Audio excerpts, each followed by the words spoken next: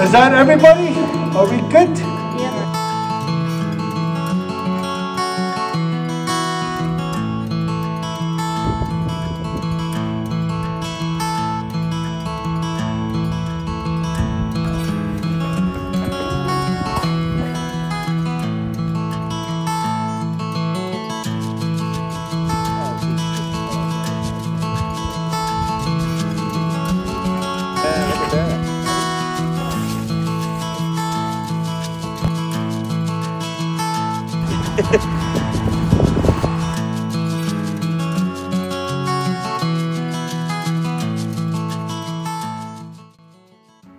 সবাইকে স্বাগত জানাই লিভিং মাই আমেরিকান ড্রিমের নতুন একটা ব্লগে। দাঁড়িয়ে আছি এখন অ্যারিজোনা আর উটাহা, অর্থাৎ দুটো আলাদা আলাদা স্টেটের একদম বর্ডার লাইনে। আর সেখান থেকেই কিন্তু আজকের আমাদের এই দ্বিতীয় দিনের স্প্রিং ব্রেকের জার্নি শুরু। সবার জীবনে হয়তো অনেক রকম স্বপ্ন থাকে, কোনো স্বপ্ন হয়তো সে অনেক ছোট থেকে দেখে, আবার কোনোটা হয়তো বড়বেলার স্বপ্ন। তো বলতে পারেন আমেরিকায় আসার পরে বড়বেলার স্বপ্নের মধ্যে আমার একটা স্বপ্ন ছিল একটা জায়গা ভিজিট করা, যে জায়গাটা হয়তো এর আগে অনেককে দেখেছি ছবিতে, ফেসবুকে, অনেক জায়গায়, কিন্তু আমার শুধু মনে হতো যে আমি হয়তো কোনোদিনও যেতে পারবো কিনা জানি না।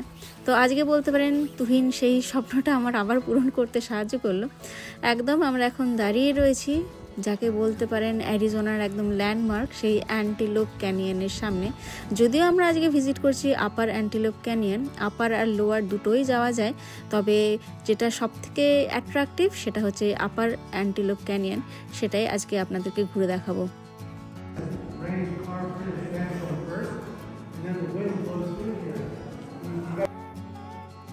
আমার মতন অনেক মানুষেরই জানি একটা ড্রিম ডেস্টিনেশন হচ্ছে এই আপার অ্যান্টিলোপ ক্যানিয়ন।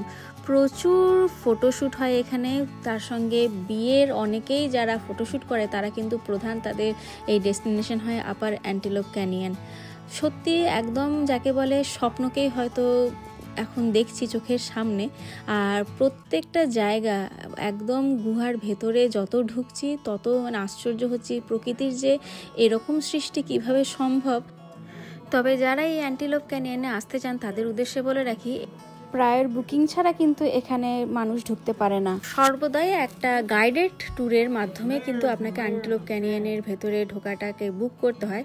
তো আমরাও এক জায়গা থেকে বুকিং করে এসছি, ওই একজন গাইডই একদম গাড়ি করে মানে শাটেলে করে আমাদেরকে কিন্তু এই অ্যান্টিলোপ ক্যানিয়নে নিয়ে এসেছিল।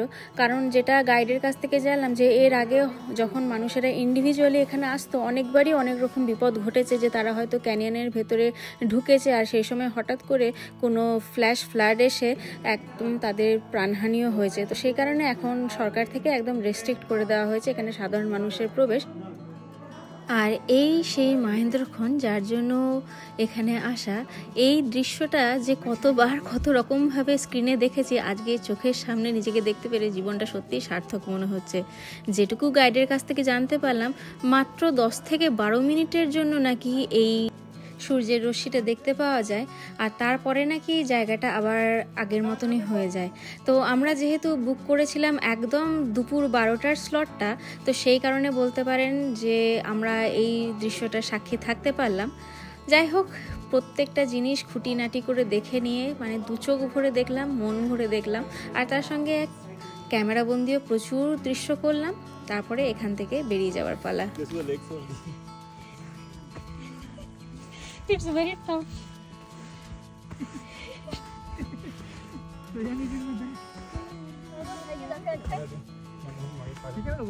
Why? নর্থ আমেরিকার গোটা পশ্চিম দিকটা মানে ধরুন এই ক্যালিফোর্নিয়া, অ্যারিজোনা, উটাহা, তার সঙ্গে ফিনিক্স বা লাস ভেগাস, এই পুরোটাই কিন্তু কম বেশি বলতে পারেন এরকম মরুভূমি জুড়েই রয়েছে। যেহেতু একদম গুহার ভেতরে ঢুকেছিলাম, তাই সেখান থেকে ওপরে উঠে আবার সেই পাহাড়ের ওপরে উঠতে আমাদেরকে কিন্তু অন্য পথে দিয়ে নিয়ে আসা হলো। এই অ্যান্টিলোপ ক্যানিয়ন থেকে বেরিয়ে এরপরে আমাদের যে নেক্সট অ্যাট্রাকশন সেটা কিন্তু আরও সুন্দর, সেটা হচ্ছে নর্থ আমেরিকার বিখ্যাত হর্সশু বেন্ড, বা যেটাকে আমরা সেই মনে আছে ভূগোলের পাতায় পড়েছিলাম অশ্বক্ষুরাকৃতির হ্রদ, সেখানেই এবার আপনাদের নিয়ে যাব, চলুন।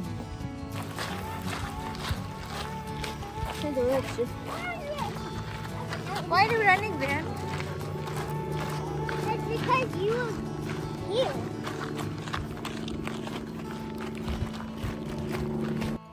একই রকমভাবে গাড়িকে পার্কিংয়ে রেখে সেখান থেকে যে মেন পয়েন্ট অর্থাৎ অশ্বক্ষুরাকৃতির হ্রদ দেখতে যাও সেটাও প্রায় ছিল 1 মাইলের বেশি হাঁটা। এই হচ্ছে যে কোনো প্রাকৃতিক জায়গার বা বলতে পারেন ন্যাশনাল পার্কগুলোরও সুবিধা বা অসুবিধা, যে আপনাকে অনেকটা হাঁটতে হয়। তো বাচ্চা কাচ্চা নিয়ে সেই হাঁটাটা অনেক সময় একটু প্রবলেম হলেও যেহেতু বললাম চোখে প্রথমবার এরকম কিছু দৃশ্য দেখব, তাই এইসব দৃশ্যের কাছে কিন্তু ওই হাঁটাটা কোনো কিছুই মনে হয় না। আর এখন যে মুহূর্তটা মনে হচ্ছিল ওখানে দাঁড়িয়ে, ঠিক মনে হচ্ছিল যে প্রকৃতির কাছে আমরা ভীষণ তুচ্ছ, জীবনটা আমাদের ভীষণ ছোট। এই ছোট্ট জীবনে যে কত কিছু দেখার থাকে। তাই তুহিনের কাছে বলতে পারেন এক প্রকার জোর করে এবার বছরের বিবাহবার্ষিকীর উপহারটা এটাই চেয়ে নিয়েছিলাম যে এবার অ্যান্টিলোপ ক্যানিয়ন আর তার সঙ্গে হর্স বেন্ড দেখতে যাব। ওই একই দিনে এছাড়াও আরও 2টো জায়গা আমরা ভিজিট করেছিলাম। সেটা ছিল, প্রথমেরটা ছিল লেক পাওয়েল, আর তারপরে সেখান থেকে আমরা চলে গিয়েছিলাম হুভার ড্যাম দেখতে। এই হুভার ড্যাম দিয়েই আমাদের সেদিনকের মতন জার্নিটা শেষ হয়েছিল। আর এখান থেকে বেরিয়ে এরপরে আমরা রাত্রেবেলাটা সেদিনকে গ্র্যান্ড ক্যানিয়নেরই একটা হোটেলে নাইট স্টে করেছিলাম, কারণ পরের দিন আমাদের গোটা গ্র্যান্ড ক্যানিয়নটা দেখার ছিল। Before that energy, what is the previous energy state? It's full of water, right? Before the electric energy, what is the previous stage of the energy the turbine creates?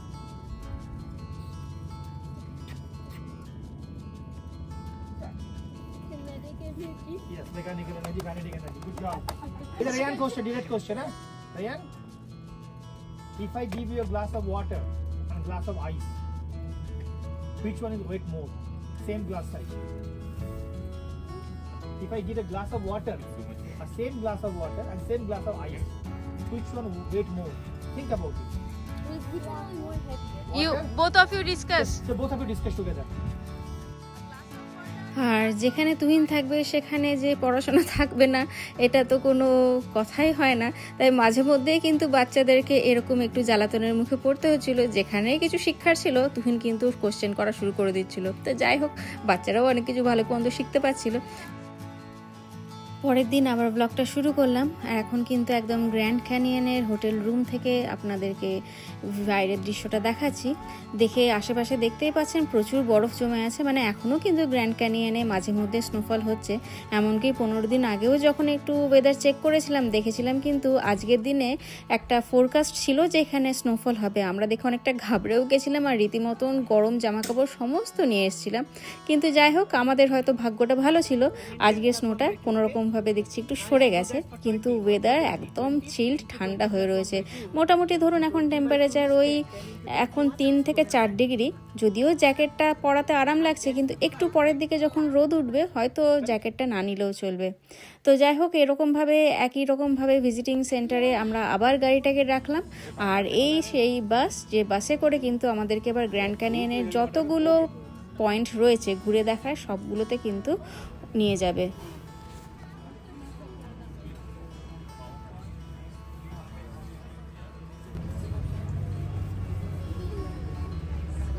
প্রথম যে পয়েন্টটাতে আমরা নেমেছিলাম সেটা ছিল একটা কিডস ফ্রেন্ডলি অ্যাট্রাকশন, মানে যে steam engine আগেকার দিনে ব্যবহৃত হতো সেই স্টিম ইঞ্জিন এখানে একটা রাখা রয়েছে, আর তার সঙ্গে একটা গোটা ট্রেন স্টেশন। যদিও কিন্তু এই স্টেশনটা চলতি, মানে এই পার্শ্ববর্তী একটা শহর উইলিয়ামস, সেখান থেকে কিন্তু প্রত্যেক দিন একটা ট্রেন গ্র্যান্ড ক্যানিয়ন পর্যন্ত চলাচল করে।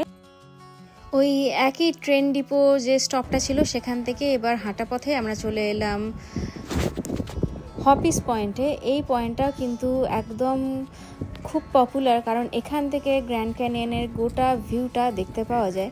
যদিও আমরা আজকে যে 7-8টা পয়েন্ট ঘুরবো, সব পয়েন্ট থেকে দেখে গ্র্যান্ড ক্যানিয়নকে সেই একই রকম মনে হবে। মানে গ্র্যান্ড ক্যানিয়ন এতটাই বড় যে আপনি যে অ্যাঙ্গেল থেকে একে দেখবেন না কেন মনে হবে যে আপনি সেই তো একই দৃশ্য বারবার দেখছেন। তাই বাচ্চাদেরও ওটা মনে হচ্ছিল। ইতিহাস ভূগোল পড়তে জানেন কোনোদিনও আমার ভালো লাগতো না, আমি কোনো ইন্টারেস্টই পেতাম না। কিন্তু এখন মনে হচ্ছে যে যদি এই জায়গাগুলো সম্পর্কে আগে চোখে দেখতাম বা আগে জানা থাকতো, হয়তো এই কারণেই হয়তো পড়াশোনার মধ্যে এক্সকারশনটা চালু রয়েছে, তাহলে হয়তো পড়াশোনার প্রতি ইন্টারেস্টটা একটু আমার বেড়ে যেত। আর ওই দেখুন, ওই যে বলেছিলাম উইলিয়ামস থেকে একটা ট্রেন প্রত্যেক দিন গ্র্যান্ড ক্যানিয়নে যাত্রীদেরকে নিয়ে আসে, এই হচ্ছে সেই ট্রেন।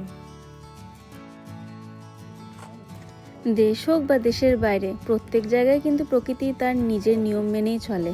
ওই যে দূরে দেখতে পাচ্ছেন কিছু মন্দিরের মতন চূড়া, সেটা দেখে নাকি জিওলজিস্ট ডাটন প্রথম বলেছিলেন যে ভারতবর্ষে যে প্রাচীন মন্দিরগুলো সৃষ্টি হয়েছিল সেগুলো কিন্তু এই একই রকমভাবে বায়ুর ক্ষয়কার্যের সৃষ্টি হয়েছিল। আর ওই মন্দিরগুলোর যে স্থাপত্য বা বলতে পারেন যে নির্মাণ রীতি, সেটার সঙ্গে নাকি এই গ্র্যান্ড ক্যানিয়ন যেভাবে তৈরি হয়েছিল তার অনেকটাই সাদৃশ্য রয়েছে। এটাও কিন্তু পার্কের এই ছোট্ট একটা প্যারাগ্রাফ থেকেই কিন্তু জেনে নিলাম আমরা।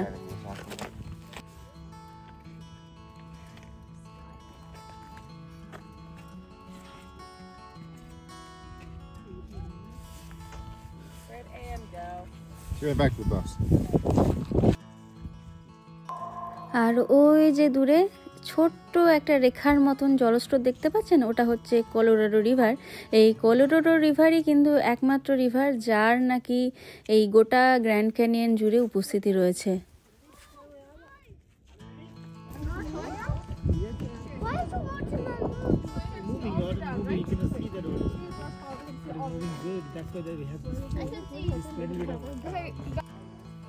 এরকমভাবে প্রত্যেকটা পয়েন্টই কিন্তু আমরা একবার বাস থেকে চেপে বাস থেকে নেমে দেখার পরে এবারে এখান থেকে আমরা জার্নি শুরু করব।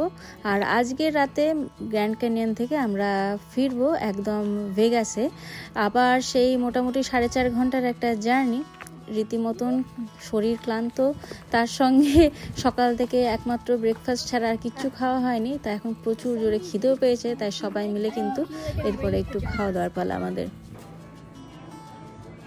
সাধারণত যখনই আমরা বাইরে ঘুরতে বেরোই একবেলা অন্তত ইন্ডিয়ান খাবার আর অন্যবেলা যে কোনো খাবার দিয়ে চালিয়ে নিই, কিন্তু এই একটা প্রত্যন্ত জায়গায় আমরা এসেছি যেখানে কিন্তু এই গোটা জার্নিটাতে শুধুমাত্র একটা বেলায় আমরা ইন্ডিয়ান ফুড খেতে পেরেছিলাম। তাছাড়া প্রত্যেক দিনই কিন্তু এই পিৎজা বার্গারে চালাতে হয়েছিল। যদিও এখন জানেন তো অতটা অসুবিধা হয় না পিৎজা বার্গারে, আর তবে প্রথম কয়েক বছর কিন্তু ভীষণ কষ্ট হতো এই জার্নিগুলোতে। তো যাই হোক, তুহিন এখন অর্ডার দিয়ে দিয়েছে একটা পিৎজা আর তার সঙ্গে বাচ্চাদের জন্য খানিকটা স্প্যাগেটি। গ্র্যান্ড ক্যানিয়নকে পিছনে ফেলে এবার কিন্তু আমরা চললাম আবার সেই লাস ভেগাসের দিকে। আর যত শহর ছাড়ছি তত দেখছি যে এদিকটা কিন্তু বরফটা আরও বেশি করে জমেছে। এই রকমই রাস্তার ধারে বেশ খানিকটা বরফ দেখে মনকে কিন্তু কিছুতেই আর রাখতে পারলাম না শান্ত করে। যদিও এখান থেকে 4.5 ঘন্টার আমাদের এখনও জানি যাওয়া বাকি রয়েছে, তবুও কিন্তু মাঝখানে ঝুপ করে একটু আবার রাস্তায় দাঁড়িয়ে পড়লাম, কারণ আমি আর তুহিন দুজনেই বরফ দেখলেন নিজেদেরকে আর সামলাতে পারি না। বাচ্চারা কিন্তু বলতে পারেন বুড়োই হয়ে গেছে এখন, কারণ ওরা এখন গাড়ির থেকে নামবে না বন্ধুদেরকে ছাড়া, কিন্তু আমি তুহিন ওদেরকে গাড়িতে রেখেই শুধুমাত্র বলতে পারেন খানিকটা বরফ নিয়ে এই ছোড়াছুড়ির জন্যই নেমে পড়লাম রাস্তায়। We are enjoying Switzerland and they are enjoying their tablets. Hey, it's been an hour since we had pizza. Then, No, wait, no, time to haven't. stop. Aye. Orang. Huh? Orangutan. Yes. Chimpanzee. Chimpanzee. Gorilla. Bea. A human. 1, 2, 3. No one can সফরের সঙ্গী যদি মনের মতন হয় আর তার সঙ্গে যদি বাচ্চারা এরকম হাসি খুশি থাকে, তাহলে কিন্তু 4.5 ঘন্টার জার্নিটাও দেখবেন জার্নি বলে মনে হয় না। ওই ফুল ফল নামদেশের মতনই আর কি নানান রকম গেম খেলতে খেলতে এই 4.5 ঘন্টার জার্নিটাও যে কেমন করে কেটে গেল বুঝতেই পারলাম না। সফরের শুরুতে যদিও মনে হয়েছিল যে হয়তো সবাই খুব ক্লান্ত হয়ে যাব, কিন্তু সারাটা রাস্তায় খেলতে খেলতে সময়টা এমনভাবে পেরিয়ে গেল যে কখন আমরা আবার লাস ভেগাসে ঢুকে গেলাম বুঝতেই পারলাম না কেউ। ব্লগটাকে আজকে আর বাড়াচ্ছি না, অবশ্যই থার্ড পার্টটা দেখার জন্য কিন্তু অপেক্ষা করবেন, কারণ বলতে গেলে সব থেকে আকর্ষণ যেটা মানুষের থাকে ইউএসের ডেথ ভ্যালি নিয়ে, সেই গোটা ডেথ ভ্যালিটা কিন্তু আপনাদের সামনে তুলে ধরবো আমি পরের ব্লগে। ততক্ষণের জন্য সবাই ভালো থাকবেন, সুস্থ থাকবেন।